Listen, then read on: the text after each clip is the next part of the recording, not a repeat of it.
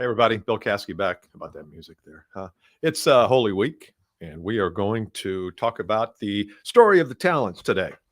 And it is a biblical story. As I said yesterday, I am not a biblical scholar. I just like stories from the Bible because I think we can learn from them. And sometimes it requires us to be grounded in certain ways. And I think the stories of the Bible do that, regardless of your faith. So today we're going to talk about the story of the talents, and I've got a couple of things that some of the readings here, but let me just give you a quick rundown on what it is. The story of the talents, you probably know. It's the idea that a man was going on a long trip. He gave his servants entrusted his money to them while he was gone. He gave 5 bags of silver to one, 2 bags to another, and 1 bag of silver to the last, dividing up in portion to their abilities, he thought. So then he left on his trip. And then the next step is you come back after a long time, he returns.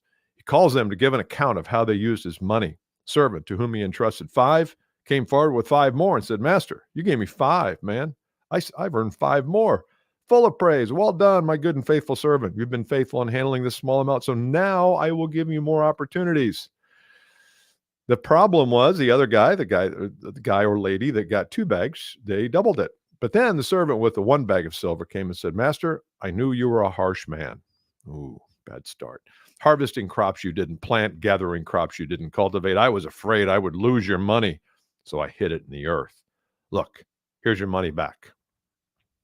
So at that point, 2 people did pretty well. They doubled their money, doubled their talents. And talents, just so you know, a talent is, as I understand, it's about 80 pounds of gold or silver. I think they applied it to silver. So 80 pounds of silver is worth what, $370 at $24 an ounce. No, it's worth more than that. Anyway, the bottom line is this was a significant amount of money, even in today's standards. So 1 talent would be the equivalent of about $30,000. 10 talents would be the equivalent of $300,000. So you can figure it from there. But the point is that this was a significant amount of money that they gave him. So then the last part is the master replied, "You wicked and lazy servant," to the one who only gave him 1 back. "If you knew I harvested crops I didn't plant and gathered crops I didn't cultivate, why didn't you put it in the bank? At least I could have gotten interest." Then he ordered, "Take the money from this servant, give it to the one with 10 bags of silver. To those who use well what they are given, even more will be given." I've got another one here where I enlarged that. "To those who use well what they are given, even more will be given, and they will have abundance." And you've heard us talk about the concept of abundance a lot, me talk about it. I think it's a vital part of our psyche and mental framework to always be thinking of high expectations and what's the possibility, what's in abundance. And so I want to give you a few things here that I think we can take from the story of the talents, use in our own world. And number one is I think we have to identify what are our talents, not talents in terms of 80 pounds of silver talents, but we know what talents are. Talents, gifts, skills, capabilities, abilities. There's lots of different names for them. I don't care what you call them. The question is, do you know what your talents are? And I know there's this exercise that we're asked to do when we go to a seminar, like go to your 10 nearest friends and family and colleagues and ask them, what am I good at? I always found that exercise to be extremely awkward, extremely awkward. No different than going up to a stranger on the street and saying, "Hey, you've probably noticed me walking by. What do you think I'm good at?" But you do know what they're going to say. So rather than go ask them, which you can do, I'm okay with that. But I would rather you just think about your 5 closest friends, colleagues, acquaintances. Don't make them family members. Make them acquaintances, people who understand your business skills and acumen. And I would ask yourself the question, what would John say? What would Kara say? What would Shelley say? You know what they'd say. You have a sixth sense. You know exactly what you could predict 8 out of 10 of these people what they would say your greatest talent is. So just do it. Take yourself out of it. Put yourself in their shoes. Look at yourself. It's a mind-blowing exercise. Look at yourself and say, what would they say about my talent? So number one, you have to identify what that is. Number two, I think you have to decide, is it a leverageable and usable talent in business? And I'm talking about primarily business here. So let's say that you are really good on the piano, really good, like really good, but you haven't played it for a while, but you could pick it up pretty quickly. How's that going to help you in the business world? I'm not saying it won't, but that may or may not be the place to begin with your talent. If you play concerts and your customers are concert halls, yeah, of course. But if you're selling medical equipment to orthopedic surgeons, I'm not sure you playing the piano is a relevant asset or talent. I'm not sure it's not. You just have to decide what's the relevancy of this talent. Like, for example, one of the things that I've worked on over the years is speaking skills. I was deathly afraid of speaking when I started. I mean, I remember one of the first times I got up in front of my family to deliver. I rented a library room for $5, and I was getting into this business, and I knew I needed to speak. And so I had my speech all written, and I invited my family. It was like 6 of them there, and I invited them in, and I said, "Look, just act like you're prospects for me. I'm going to come in. I'm not going to talk to you like family. You're just going to let's try to reenact it here." And literally, they were falling asleep 20 minutes in. I was awful. But I knew that if I was going to be in this business, I was going to have to speak to generate interest and to generate customers. And so I got serious about it. So it was never a talent that came naturally to me. But over the years, I have said, well, I have a little bit of talent there. How do I really grow it? Do I need to buy training, to buy coaching? So I've invested in myself over the years to buy coaching for that mini talent that has grown a little bit. And I'm not arrogant enough to think that I'm on the stage with Jordan Peterson and people like that. I'm not. But I did think it was a talent, and I want you to do the same thing. Do you have a talent that's leverageable and usable? And maybe it's writing, or maybe it's speaking. Here's a talent. I was going to give this to you at the end, but I'll give it to you right now. Here's a talent that we don't think about, that I think most of us have, and we could also work on it. And that's the talent of asking questions to help people understand where they are and where they're going. Do you know that's a unique and rare talent? The ability to sit in a room or sit across from somebody virtually or physically and find out from them where they are, what their pains and problems are, and where they'd like to go in life, and devise a solution to help them get there. You don't think that's a skill? You don't think that's a gift? Who does that well? Nobody, very few people you've met do that well. Yeah, if you're at a golf outing or a family reunion or something, somebody may say, "Hey, how's it going? Good. Yeah, what's your goal for this year? 20,000, 20 million. Oh, okay. All right. So let's keep moving." Nobody spends any time on that.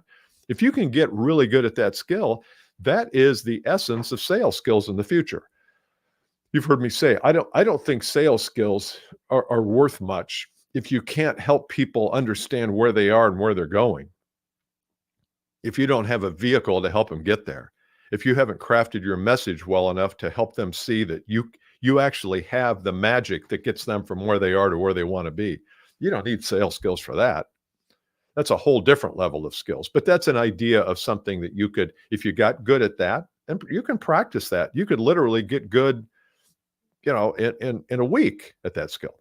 So that's the idea, is something that's leverageable and usable. Then I want you to do this. I want you to pick one of these skills that you've identified, and I want you to work it hard. I want you to be obsessed with it for a month. So if you pick the skill that I just gave you, the next time you're out with a prospect, just say, "Look, one of the things that I am focused on when I go out and meet people is not trying to get you to buy from me. That's not on my list. What I'm interested in is, where are you today, and what does your destination look like? What's the vision look like here at the company or here in this little niche that we're talking about?"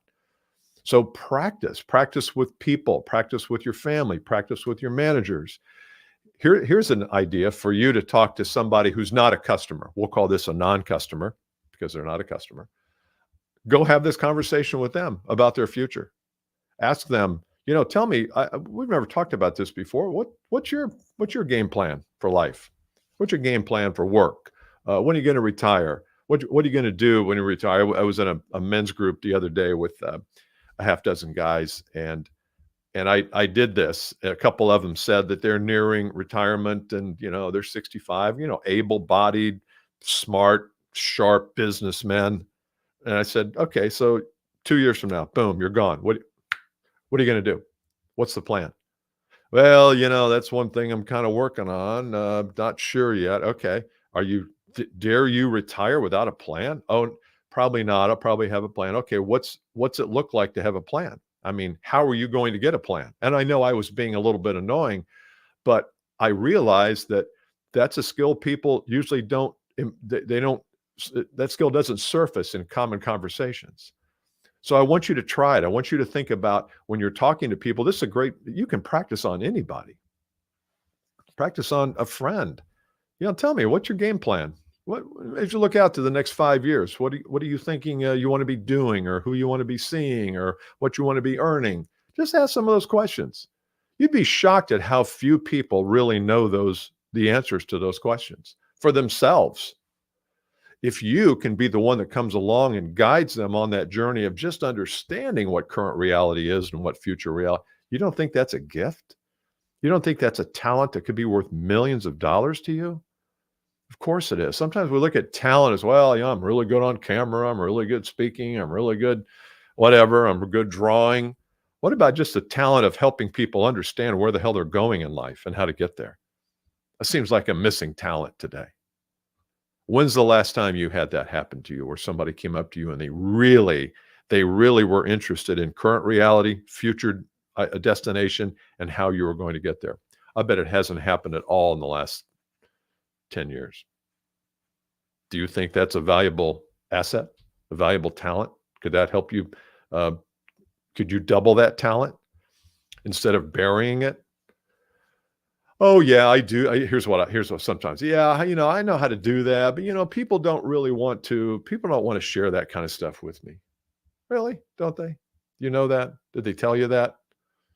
Or do you just not want to go through it because it's a hassle, because it takes time, and because it requires you to be interested in somebody else's version of the future versus yours? So that's a talent. I want you to think, you don't have to work on that one in the next 30 days, but I want you to pick one that you have identified and said, you know what, I'm pretty good at this, but I could get a lot better. I'm not looking for perfection here. I'm just looking for a talent that you have that you could get better at. And remember, I love this part. To those who use well what they are given, more will be given, and they will have abundance. Again, I don't care if you read the Bible, believe in the scripture, what your walk of faith is, that passage there, if you believe that you have gifts, I believe that the more you use those gifts, the more that faucet continues to prosper, and the more gifts will come to you. Remember yesterday we talked about the woman from Shunammite, and we said that we read, and it said something like, she was trying to get vessels, and she had oil, but she couldn't find the vessels. And once the vessels disappeared, what happened? Oil ceased. The oil is the gift. It's the talent. It's the asset. And if you're not getting that asset out into the marketplace, I was talking yesterday to a guy who is a really bright guy, and he's one of these fellows that I was saying is thinking about retiring. And I said, he's built businesses. He's sold businesses. He's a good operator. He's a good man. A good dude, good communicator. I said, why don't you write a book? Why don't you speak? Why don't you start a podcast? Why don't you do something where you take all this knowledge that you have and gift it back to the world? He's independently wealthy. He doesn't need money. He said, just gift it. Just gift it. I don't know how to do that. I try Google. Come on. But people don't want to do that. They are self-conscious. They are humble a lot of times. Get over your humility about your assets and your gifts. Get over it. The world demands more from us. And if we would just look at the assets that we have, package them well, leverage them, use them, get obsessed with them, get obsessed with getting better at them, Do you know what that could mean? Not forget about your income. I know it will help your income, but what's it going to do to the marketplace? Everybody, we all say we want to have impact on people. Oh, yes, I want to have a lot of impact. Do you? Are you using your assets? Are you taking stock of them? Because really, when you look at our potential, if we're going to, and believe me, when I'm talking about these things, I'm not saying that I have all this licked. I don't. It's one of my journeys through life is what do I want to be in 5 to 10 years? And to me, that comes from what assets do I want to use? Forget about what do I want to be. It's what assets do I have that I can use, and where do those assets take me? Because if I want to be an NBA player in 5 years, I don't have the assets for that. But if I want to help the world become better at X, Y, and Z, and I'm good at X, Y, and Z, that I have an asset for that. So you have to look at that. So number one, identify them. Just do it through other people's eyes. Say, what would they say are my assets? Number two, I want you to think about a leverageable and usable asset, gift, talent, whatever you want to call it. Number three, get obsessed with that for a month. Just work on it. Put it on your screenshot. Put a screenshot up. Put the poster in your, and work on it all the time. And do that every month. And we're going to be launching, in fact, we are launching right now a program called, it's a 5-day challenge, actually. I say it a program. It's a 5-day challenge, starts second week in April. It's called the $1 Million Seller Challenge. And I don't know if I have I don't think I have a document here, do I? No, I don't.